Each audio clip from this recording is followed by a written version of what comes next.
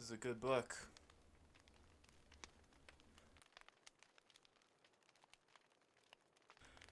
Good evening. I'm FIREWOLF. Tonight's review is Christine, novel by Stephen King, and film by John Carpenter. This first episode I will be discussing the book, and also I will be explaining some things, like the manuscript in the car. So, let's get right to it, shall we? The manuscript. Christine was written by Stephen King in April of 1983. It first started as a manuscript, and King showed it to Richard Kobritz to see if he was interested in it. He liked the idea and called John Carpenter to see if he wanted to make a film based on the manuscript. And he agreed to do it. But I'm not going to talk about the film, because I've been listening to the novel and it's pretty good compared to the film. Anyways, let's explain the novel to see how different it is from the movie. The car. The car is a 1958 Plymouth Fury. The reason why Stephen King chose a car like that was because it was a forgotten car. He said this: "I didn't want a car that already had a legend attached to it, like the 50s Thunderbird." Why I think it was a forgotten car, in my opinion, was people probably don't like the look of the car and compared it to the Chevy Bel Air or the Cadillac Coupe de Ville or some other cars that look like the Fury in 57. Anyways, I'm going to tell you half of the story that I already know so far because I haven't finished listening to the book yet. But anyways, here's the story.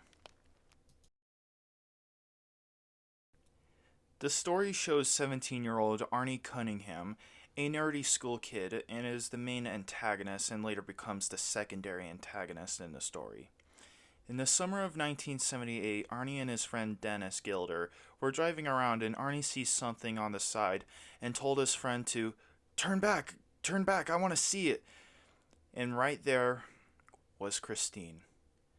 There was a for sale sign on it, and Dennis tells him this: "It's a piece of shit, Arnie. I probably bet it won't start." An old man comes out of the house with a back brace on, tells them, "What are you doing?" And Arnie tells him he wants to buy the car.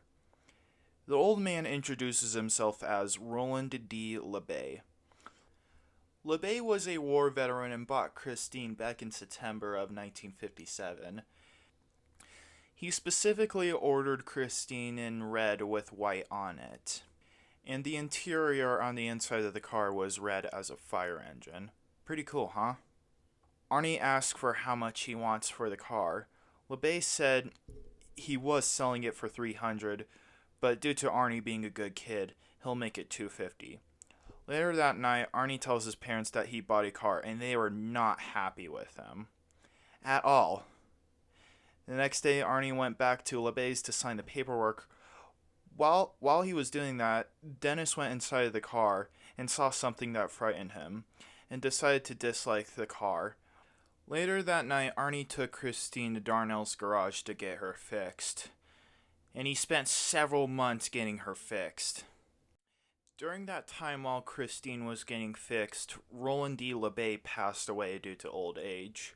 While at his funeral, Arnie and Dennis went to go talk to his brother, George LeBay. George LeBay explains to Dennis about Christine's dark past.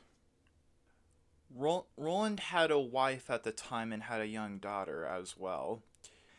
George LeBay is the younger brother of Roland LeBay. He explains that Roland has a bit of a few anger problems in his life. And he also explains to Dennis on how his daughter choked to death on a piece of hamburger, and he couldn't save her.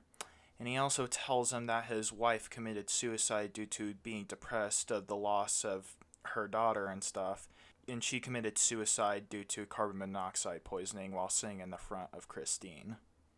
God, that sounds dark.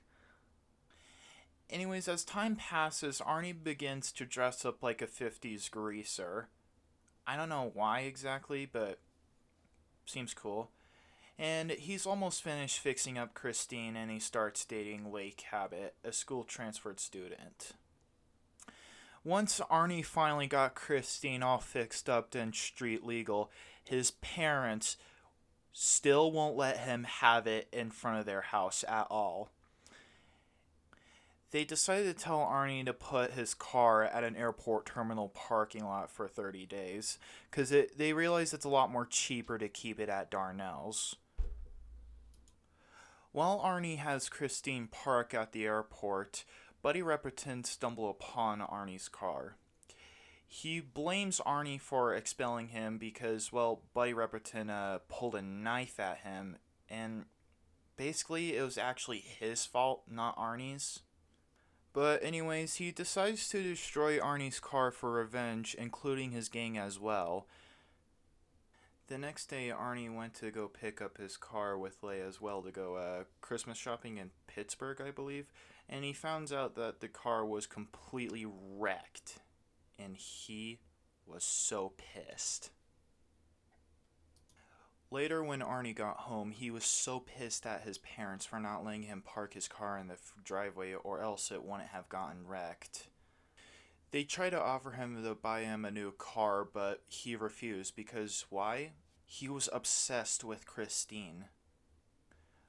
On Thanksgiving, Arnie went to go visit Dennis after Dennis got injured during a football game. Dennis hears that Arnie's car was wrecked, but Arnie just simply said, "Oh, it's not that much damage to his car." Dennis knew he was lying, but don't know. During those times, there have been strange cases of hit-and-run murders. Like one for an example, Moochie Welch was killed. And who did it? It was Christine. I'm afraid I'm going to have to stop it right here because, well, first of all, I haven't finished the book yet. And second of all, spoilers. So that's pretty much it. But I hope you enjoyed it. If you want more of this, please like, share, and subscribe.